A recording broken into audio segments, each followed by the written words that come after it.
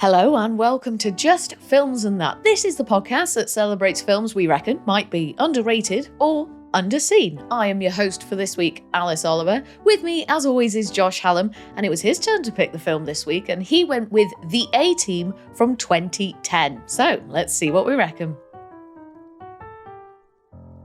So, Josh, you picked this week's film, The A-Team from 2010. So, spoiler warning, listeners, if you haven't seen that one already.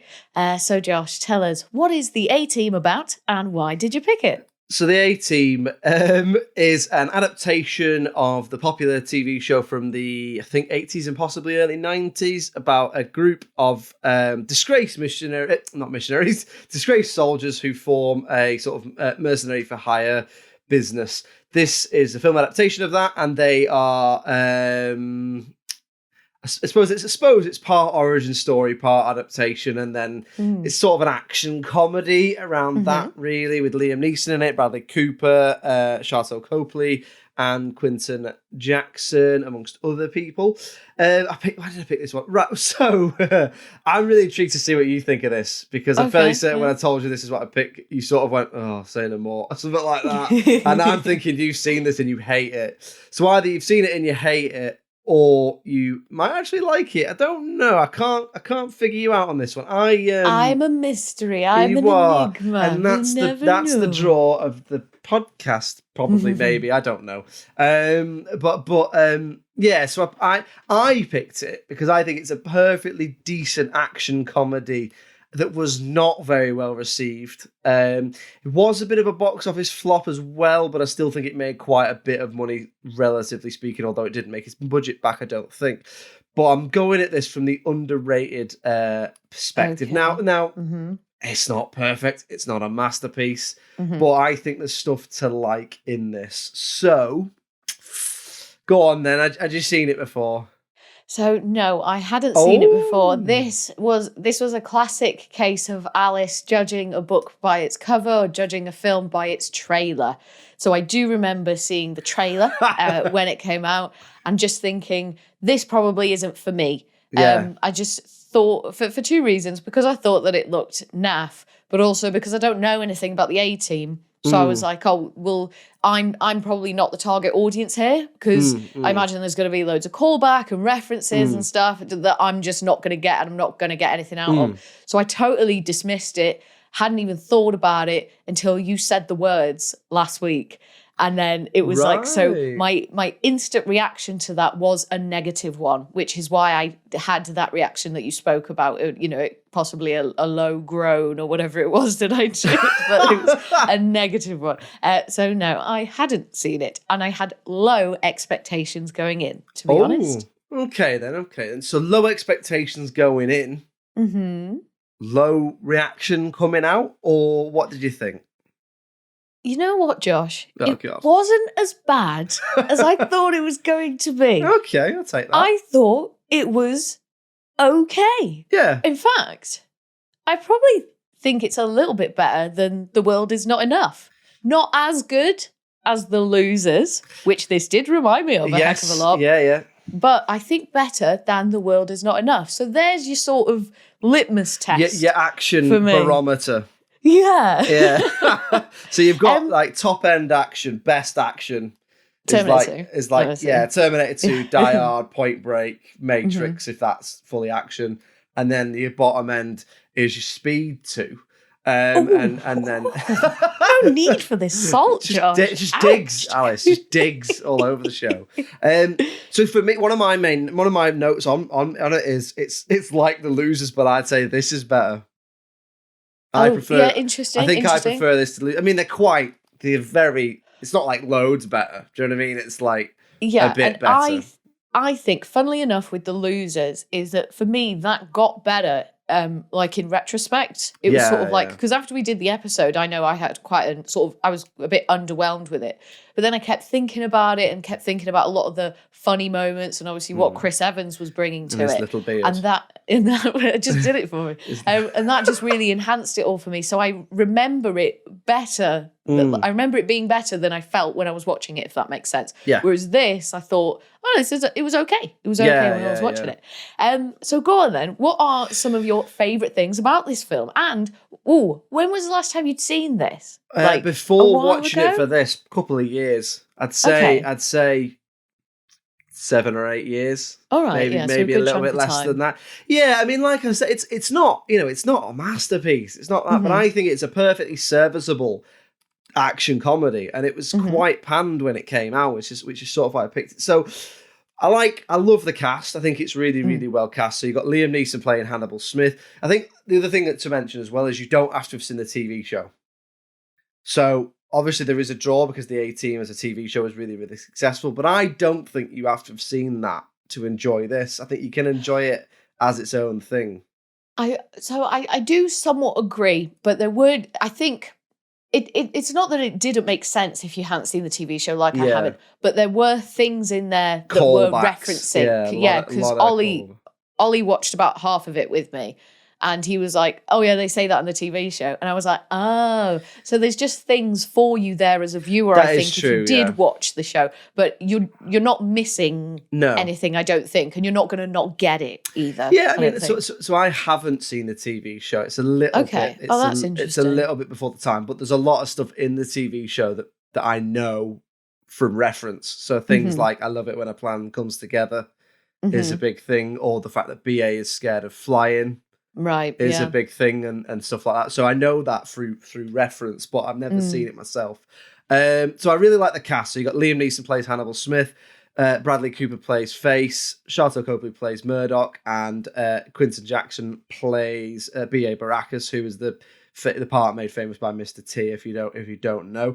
So I think they're really great, and I think they bounce off each other really well. I think there's a good chemistry. I think that they themselves are directed really well as well. So it's directed by Joe Carnahan, who is mostly known for more harder edged films like Your 18. So he did like Narc and Smoking Aces and stuff like that. And they've always got that mixture of grit but style. And I think this has got this, but it's more on the stylish end because obviously it's more of a blockbuster. It's a 12A, rather than something like Narc or Smoking Aces, which are all 18s or R-rated. So what I quite like is I think it's really well cast.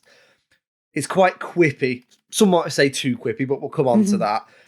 And the way it's directed is that, and I don't know if this is, I think some people might find this irritating, and I'd be interested to get your thoughts on it, but they talk over each other, and when they're having their little bits of banter and back and forth and stuff like that, it's like it is a real conversation rather than it being scripted. And I feel like that's a stylistic choice to have them talking as if they actually are friends and talking over each other.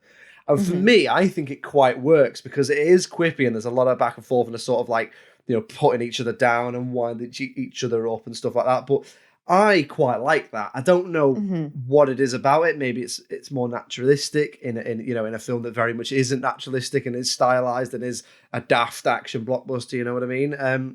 It doesn't take itself too seriously as well. So we talked about this with other action films. Is I think you've got to have a little wink and a nod to the camera, like True Lies, like other action films we've done about. This is a ridiculous idea. At one point they fly a tank out of the sky. They fly a tank. And I won't hold back. That is in my list of likes. I'll be honest. Flying tanks, pretty cool. Absolutely ridiculous. And I love it for that. Like, it's just balls to the wall, stupid action. And I like that. Do you know what I mean? I think it's as escapist as a good sci-fi or a good comic book film or whatever. And so I very much like that. So I enjoy the action. And there is 2 or 3 or 4 really great action set pieces in there. And then generally speaking, I don't know. I think it's a really it's a good ride. It's quite well paced. It's probably a little bit overlong in places, but it's not, it's not 2.5 hours, whereas, a lot of films can be. It's, Bradley Cooper is unbelievably fit in it. Like he's proper fit as fuck in this film. This is the film when I remember thinking, yeah, I'd probably bang Bradley Cooper. He's the one. Like if I was gonna turn for anyone, he's the guy. Or even if I didn't turn, I just let him. But anyway, I think it's a really great action comedy. nice and escapist, doesn't take itself too seriously. It's daft, you know, they bounce off each other well. And that's about it, really. I'll just say it's not a masterpiece, but I just remember it getting quite the harsh treatment when it came out. And I remember thinking, do you know what? I don't get it. I don't get it. And this could have been 2023's Green Lantern, but I don't think it was based on your reaction. But I think it's just... I like Green Lantern. I was really what am I thinking of then? About Green Lantern. I can't remember what I'm thinking of. But it's Rocky Balboa. It might be Rocky Balboa, or it might be. I was fuming about that. But it could have been just not for you. And if you're going in expecting some sort of highbrow thing, then it's definitely not for you. No. But if you want to just unwind and put a big action blockbuster with some good set pieces and dialogue in there, you know, and quippy, doesn't take itself too seriously dialogue, then this is great. Or I think it is anyway. So what did you like? What did you like about it then? Because obviously I wasn't sure how you'd feel about it. I know we'd mentioned that I thought you might have seen it when I told you that I was picking it, but that was me just misreading it. but what did you like about it?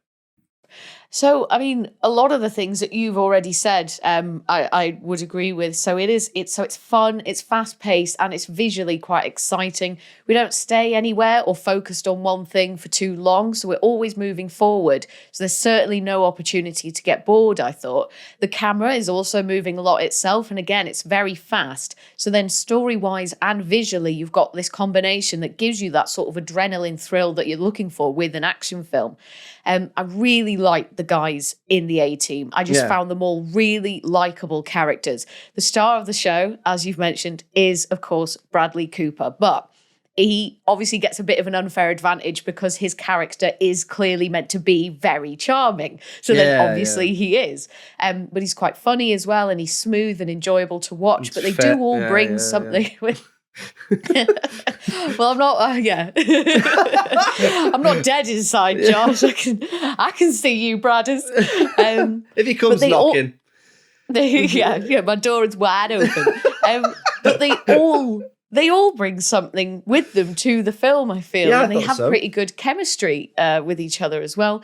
There is one moment in particular that really stood out to me where Bradley Cooper's doing a really bad fake British accent to a French woman, and I just love it when Americans or non-Britons do these intentionally bad fake British accents. It's just something I've always found so funny. So as soon as he started doing that, even Ollie was looking at me like, oh, you love this, don't you? I was like, oh, yeah. And then one of the others done a Braveheart. Was doing a bit of a Scottish Braveheart. Who was it who was doing that again? It's Murdoch. It's Sharlto Copley. That's the one. Murdoch. But there's a lot of stuff like that, isn't there, where they're just messing about, dicking around, and it's like it's weird. It's almost like there wasn't that much of a script, so they went just make some stuff up to show that you're mates. Yeah, just have a laugh. Yeah, have a laugh. Because even the bit you're talking about, obviously the bit where they're pretending to be journalists, I actually think in that bit, although I might be wrong because it's not specified and it's really not that important to the plot, but I think he's supposed to be doing a South African accent because Sharlto Copley is South African. So if you've not if you don't know Sharlto Copley, he made his big sort of break. What he's most known for is District 9. Is it District 9? The alien one in South Africa? The prawns? Yeah, that's District 9, isn't it? He's most known for that. And then he's gone on and done other things and like this. So in that, but he's using his native accent. But I think Bradley Cooper's also supposed to be South African, but like you say, he just sort of does a generic British accent that Americans do when they are doing a British accent. That's what I heard. That's what I thought. It might be, but I know what you mean in that bit. There's the bit where he's talking to Bosco with his hand with a puppet, and he just goes, "If I broke every bone in your hand, could you still do that?" Like it's just like just really.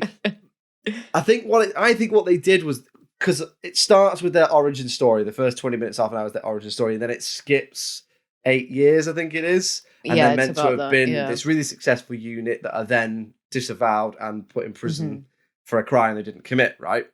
And I think the reason they put those scenes in is to be like, oh, show that they're all mates now.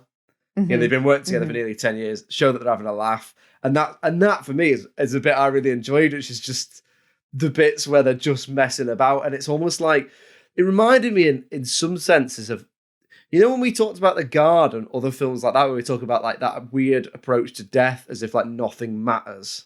Mm-hmm. There's a bit of that in this. Like they're always against the odds, but nothing phases them. And sometimes action films go the other way, and it's like the odds are so great, they'll never succeed. And oh my God, they did succeed. Yeah. Whereas in this, and although there are other examples I can't quite think of, but it'll be like, oh no, this is like bread and butter. Mm-hmm. They're just always faced with these insurmountable odds, and they're just, it's so regular to them. It's so normal to them. They're just like, oh yeah, whatever, like we might die, whatever, not asked. Yeah, like they can do it with one arm behind their back, sort of thing. Like they're just not phased at all by it, are they? Yeah. I thought some of the mise en scène as well was excellent. So we get a lot of desert locations and shots, and it feels really dusty and really busy. Like a lot of the shots were really full as well in terms of props and buildings and like just things being in them. And you'd frequently see like beat up cars and military equipment. There were often loads of extras in the background as well, and sometimes interacting with the main cast. So it always just kind of felt really busy. And I think this really enhanced the atmosphere, especially in in sort of earlier desert shots. I think Bradley Cooper's character, he's sort of been kidnapped, doesn't he? And they're about to set him on fire. That all feels like really brutal and really dirty and dusty and hot and stuff. And like you really feel, like you just really feel it. You really feel it emanating off the screen. So I think they did a really good job at sort of constructing that kind of atmosphere. And in terms of like action tropes, you've got things like loads of windows shattering, plenty of explosions, prison escapes, and like you said, we're even treated to a flying tank at one point. Tell me about the flying tank. It's just cool, isn't it? It's just a flying tank. Cool, isn't it? When like, we say a flying tank, what are they trying to do? What did they say? Because they were shooting. It's like, what are they trying to do? She's like, they're trying to fly the goddamn tank. Are they trying to shoot out of a drone? No, they're trying to fly that tank. So yeah, so you're not in the film. He's probably not listening to it, but if you're not in the film, they fall out of a plane, and to survive, they get in a tank that's in the plane. And as they're falling, they are trying to shoot the tank into a lake. So, like, trying to shoot themselves over a lake so that they'll land in a lake and won't land. It's so ridiculous when you explain it. But for me, it really works in the world of a film, because the whole thing is that they've always got a plan. Hannibal's always got a plan. And the plan's always about misdirection and lights and cameras and big flashes and all this. And it's just stupid. And if you're going into it thinking, well, that's ridiculous. You know, at one point, they try and steal something by sort of jettisoning a storage shipping container into water and having it float on airbags. Well, there's no way you could use whatever it is, 20 airbags to make a shipping container float. It's the sort of thing they go on Mythbusters and bust. But, you know, if it comes back to that thing of, if you're going to pick apart action tropes like, you know, you can't shoot a gas canister with a pistol and it'll explode and all that sort of stuff, then you're getting into the wrong thing. Just enjoy it. Just enjoy the stupidness of it. Yeah, leave realism at the door. Absolutely. And you'll have a good time. Absolutely. We'll move on now then to talking about anything that we didn't like about the film, or perhaps anything that we would change. And I reckon this might be a bit of a decent chunk. You seem pretty self-aware about this, Josh. You said you know that it's not a masterpiece. So what are some of the things that you didn't like? I mean, yeah. So one of the big criticisms that I read about it is that the script. And there are some elements of the script I quite like, which is what I already talked about before, which is some of the dialogue is a little bit conversational, and I quite like that.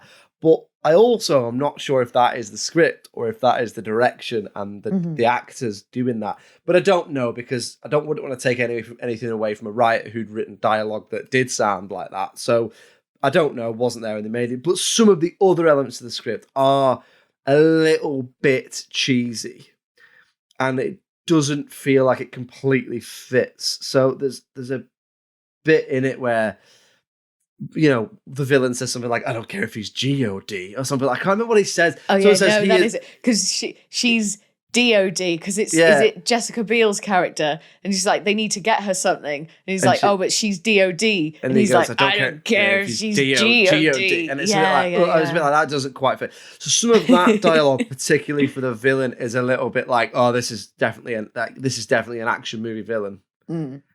Which didn't quite jar with some of the other stuff. So I'd probably say that. You had talked a little bit about the mise en scène, which I quite some of it, I agree, the feel of the film is good. But then there's other issues with it where it's definitely got that thing that we talked about when we talked about Terminator Salvation, which is everything feels quite grey. That's not at the start. I completely get what you're saying with the desert scenes. But as it goes on, it does have a really weird grey wash to it, which makes it feel a bit generic. Whereas, not that you have to compare it to the TV show, but if you ever see the TV show, it does seem like it's quite colourful, and the characters are, metaphorically speaking, quite colourful characters. They're quite out there characters. So to have them all being a little bit blandly washed seems a little bit strange. And then the other thing, sort of back to the script and the overall issues as well, is it's very male. It's really, really male. Not only is it really, really male, it's really fucking like testosterone-y male, and everyone's in the army, everyone's hard as fuck, and everyone's faster and quicker and harder and stronger than the other guy. And there's a little bit of the, dare I say it, macho bullshit to the film. I might have touched on this bit with other films before, I think possibly with Equilibrium, and maybe even with Terminator as well, as I'm not a big gun porn guy. I'm not a big like, look at these fucking guns. Oh, look at them. Oh, look at them. Quickly reload the guns. Oh, it's like I'm very much like I get it. Guns are in action films, and if you make it that they're all quite disposable or whatever, then I sort of get how it works. But again, not to draw it to the TV show, but one of the things I know the TV show is quite famous for is that quite often nobody dies. So it's like they'll outsmart the bad guys and they'll all drive off a cliff and it'll be like, ah, but then you see them all getting out and dusting themselves off. Because do you know what I mean? Whereas in this, it's like, there's a bit where Hannibal, Liam Neeson's character, says, I can get this done and I can get it done without the bloodshed. And they kill about fucking 50 guys whilst they're doing it. And it's a bit tiresome in that sense. So it is a bit male, it is a bit misogynistic. It very much does fall into that camp of this hasn't aged well in the way that it does talk about anything really, particularly women. It is very misogynistic. Even with the Jessica Biel character, and I do think she is good in this, and I do think she holds her own with the characters, but she's still very much there to be, not to be object of affection, but it's very clear that the fact that she's a woman and an attractive woman is constantly drawn attention to. There's a lot of, Bradley Cooper's like, because they used to be together as well, so that's still very prominent. So it's like she doesn't quite get the opportunity to be her own character. It's just, oh no, you're Bradley Cooper's ex-girlfriend. Face's ex-girlfriend. Yeah, and even when her and Bradley Cooper are having their sort of tete-a-tetes, some of that little banter about being exes works a little bit. It's more the other characters. There's a lot of like, such and such sweetheart, such and such honey. And it's a little bit like, she's like a high-ranking army officer. She's like the DOD. Like, yeah. So is she there because it's like, no, she's a badass woman and she's taking them down and she's there to be taken seriously? Or is she there to be not taken seriously by all the characters around her? It's not quite clear. And I think there's a wasted opportunity there to show her being as competent as they are. But some of that is very much a downfall of the genre in general. Not to be loosey goosey with it, but some of that is very much down to how it's aged and the genre in general. But that doesn't necessarily forgive it. And there is a lot of idiosyncrasies and a lot of conveniences in the script about where things are and how things happen. Definitely conveniences. Everything's pretty convenient. What characters do and don't know, and how characters know stuff. And it's one of those where Liam Neeson as the leader is this sort of, he's almost like an all-knowing leader, and he makes the plans and he has information. And it's like, how have you got that? And it's like, he just does. It's like, do you mean he just does? Like, if he is so good, then show us why he's so good. Because he says at one point, he says something like, give me half an hour, I'm great. Give me half a day, I'm brilliant. Give me 6 months in a cell, I'm unstoppable. I'm unbeatable, I'm unstoppable, something like that. But you never see that. It's just like, he's got the plans, hasn't he? How? He's got the plans. What? Yeah, he just makes plans and that. That's just his job, is to make plans. What do you mean is show me why he's so good. But again, a lot of that is down to the genre. I think it could have been. I think it's a good disposable action blockbuster with some good comedy in there, but it could have been better. But I still don't think it's as bad as it was reviewed, which we'll come on to. What about you then? Because I sense you've also got some stuff to say. So sure, let's hear it. So I agree with quite a bit of what you said there, but the main thing for me, Josh, with this was that I couldn't bloody hear it. So I got about 30 minutes in and I had to turn the subtitles on. So I think that this is a combination of the main cast all talking like this, like just a constant gruff mumble that made it very hard to understand what was happening. Like everyone was talking like that. Everyone. Yeah. I was like, I can't fucking hear you, lads. But then also, I found that the background noises and all the sound effects all seem to be the same volume as the dialogue. So I just found it really hard to hear it. And then like you said then about them talking over each other, that didn't help either. Like I don't mind that as a technique and as a character building technique and as a way to show that these people are very casual with each other, that they're very friendly and they know each other, that's fine. But if they're talking over each other and I can't hear what the fuck they're saying, I feel like I'm missing out on the story. Do you know what I mean? I can imagine that because I had the same issue with the gruff speaking with Terminator. Because like you say, everyone is like this. Christian Bale whispers through that whole thing. Yeah. But what Terminator didn't have, which this does have, which is like you say, is characters talking over each other. So if they're also gruff and they're talking over each other, I can imagine, because I'd seen it before. And actually, I seem to recall when I did watch it for the first time, I watched it with headphones on because I think I have quite a vivid memory of watching it on a summer in between university terms. So I would have been staying with my mum and dad and I would have been up later than everybody. So I probably would have been watching it with headphones on my laptop or something like that, or in my room or whatever. So I have a memory of that. So perhaps I didn't get that because I did have the, I had headphones in, which is a little bit different, isn't it? It's a different experience to watch it. But I can completely see how you think, how you would, how that would marry up. Yeah. And I was trying to think, like, is this just me being ultra sensitive to it? Because, like, I know we talk, I can't remember if we have talked about this actually, but the whole thing about Christopher Nolan and what he does. And, like, I tried to watch Tenet and I was like, I can't fucking hear what anyone's saying. So I was like, is it a bit of that? And I don't know what it was. I don't know if it was intentional. Like, I don't know if it was just my ears, but it was just really weird that I had to put the subtitles on. Yeah. But once I did do that, it was a much more enjoyable experience because I could actually follow what was going on. Liam Neeson's accent is bloody terrible. Like, I take it he's meant to be doing a North American, a United States of American accent, but he was just Irish. He kept just falling back into his Irish accent. And I was like, just let the man be Irish. Please, just let him do it. Because it was so distracting. There's some real hand-holding of the audience in this as well that I could have done without. So not just in the, the fact that there's major exposition dumping all the time, but things like the moment where they're breaking B.A. Baracus out of the prison van. So I think he's being transferred from one place to another. I know exactly what you're going to say. And so he notices that the car outside is the A-Team. They've come to get him. And on the number plate, it says emergency. On the back number plate, it says emergency. And on the front number plate, it says exit now. So then he says out loud, emergency, exit now, Hannibal. And I was like, yeah, we got it. Why would anybody know to look for that? Do you know what I mean? That's what I mean. That's what I mean. Not that. Just the fact that they felt the need for him to say it out loud. What if he didn't see it? Then he just wouldn't have broken him out. He goes to prison. That's the end. No BA. Yeah. But I just didn't need him to say it out loud. So I kind of rolled my eyes a bit because I was like, yeah, I can see that that's what it is. And I can see that it's Hannibal. Thank you.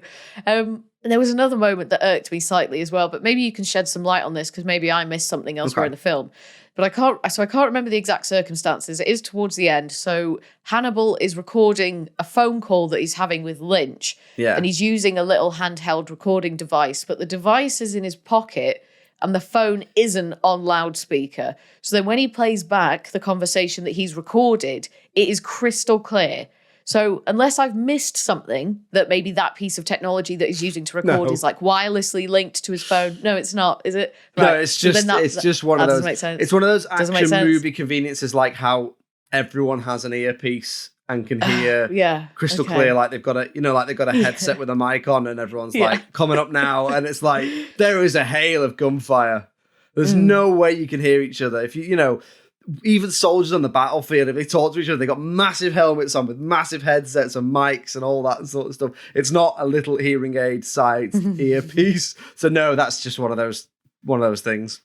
So that was a bit dumb because it was in his pocket and the phone wasn't on loudspeaker. I was like, how is that crystal He just clear? plays it back and it's just like That would have been more realistic. I like that.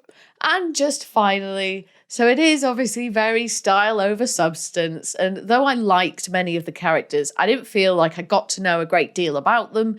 The story was just a very typical action movie story, so I didn't feel like I was seeing anything unique or original. But overall, it wasn't as bad as I thought it was going to be. Well, and that is the key thing to take away from this, I think. Okay. We'll move on now then to talking about the critical reception. So I haven't seen this, but judging by what you said, Josh, this probably didn't do very well. What would you give it, and how do you think it did? I'd give it a 6. Okay. I think I'd give it a 6. Like that's being quite generous, but I do think it was fun, and I definitely think there's an audience for this sort of thing. So I'd give it a 6. What did it get? You think it was underrated. You said it probably didn't do very well when it came out. I wonder if it did really bad. I wonder if we're talking like Green Lantern levels of bad. Like low. Maybe I'm going to say, and this might be lowballing the lowest I've ever lowballed. I'm going to say that it got a 38. Or 3.8. 38. Okay. Yes. Okay. Let's have a look then. So at the time of recording, now I was quite surprised by some of these scores and not surprised by another. So at the time of recording, IMDb gives it 6.7 out of 10. Oh, whoa, that's generous. That. And very similarly, over on Rotten Tomatoes, the audience give it 66%, right? Ooh, which I think, fair enough. All right, yeah. Some people like it. You can see why. Pretty much summarizes what we've said. It's all right. It's all right. It's disposable action comedy, whatever. Put it on, escape, eat a bit of popcorn, fall asleep. But the critics on Rotten Tomatoes give it 48%. Oh, okay. Oh, I was really harsh then. Wasn't I? Well, not you're only 10 off, but so it averages out at 60%, which I'd say if you average it out, that might be fairish, maybe a little bit. But for me, critically, that's underrated, which is why I picked it. So I would say 48%. 48%, that is low. Like I said, what we both said, it's not changing the world, but it's a perfectly serviceable action comedy. So I would say critically underrated. What would you say? It's a tough one because this definitely isn't a film that I would have expected the critics to like. No. So I totally I get that. I get that score. If the audience had given it that, I might have been a little bit surprised. I guess critically, maybe a very tiny little bit underrated. Okay. But I can see where they're coming from. But the fact that it got 6 overall, I think that's somewhat appropriate. Okay. But yeah, go on then, Josh. Shall we critically a little bit underrated? Critically a little bit underrated. I'll take Critically that because I was quite surprised when I picked it because I saw the 48. I must have checked Rotten Tomatoes first, but goes to show you the difference between the audience and the critics. That doesn't it? Because that's fairly consistent between the audience on IMDb and Rotten Tomatoes, and then there's a big almost 20% drop off. So yeah, critically underrated. Go on. So then, Alice, it's your turn again. Alrighty. What are we watching next week? Well, next week, something real special is going to happen. So I thought it was about time to pick another classic. Oh. And then a film was suggested to me by our podcasting friend, Pav, from the Top 10 of Everything. You might know him, listeners. But when I was on their podcast talking about the top 10 movie quotes, he brought up Field of Dreams a few times and seemed to speak very highly of it. So I thought, why don't we do a triple whammy? I'll pick a classic that is also a listener suggestion, but then we'll also get Pav to join us on the episode. So Pav's going to be with us next week to talk about Field of Dreams. Well, there you go. Okay. Interesting. I'll say no more. Say no more. We'll join us next week then to talk about Field of Dreams. Obviously, we're picking it because it's a classic, and we'll be joined by the wonderful Pav from Top 10 of Anything podcast, amongst other podcasts. If you'd like to get in touch with us in the meantime, it's filmsandthatpod@gmail.com. We're on all the social medias. If you search for Just Films and That on Facebook, Twitter, TikTok, Instagram, you'll find us. Give us a follow, give us a like, get in touch. We always like to hear from you. We're also on Patreon as well. If you're on Patreon and you search for Just Films and That, you'll find us. A couple of tiers in there, extra content, episodes a day early on all the tiers. So if you'd like to support us, anything you can give us would be absolutely brilliant. But it's always appreciated that you're listening. And I tell you what, Alice, we're on the television as well, aren't we? We are indeed. Every Friday evening from 6 p.m, you can find us on the local TV network. So if you live in Birmingham, Bristol, Leeds, Liverpool, or the northeast of England, you can find us on Channel 7 on Freeview. Or if you live in North Wales or South Wales, you can find us on Channel 8 on Freeview. I also upload all our little episodes to Dailymotion. So if you search Just Films and That on Dailymotion, you'll find us. And there's plenty of episodes there for you to enjoy. But that's every Friday from 6 p.m, on the local TV network, me and Josh talking about all our favourite underrated and underseen films. Yes, there you go. Lots of ways to hear us, see us. Get in touch. Let us know what you'd like us to do. And thank you very much for listening. Your support is massively appreciated. Join us next week. It's a big one. A classic, a guest, triple whammy, like Alice says. It's goodbye from me. Cheerio. Bye.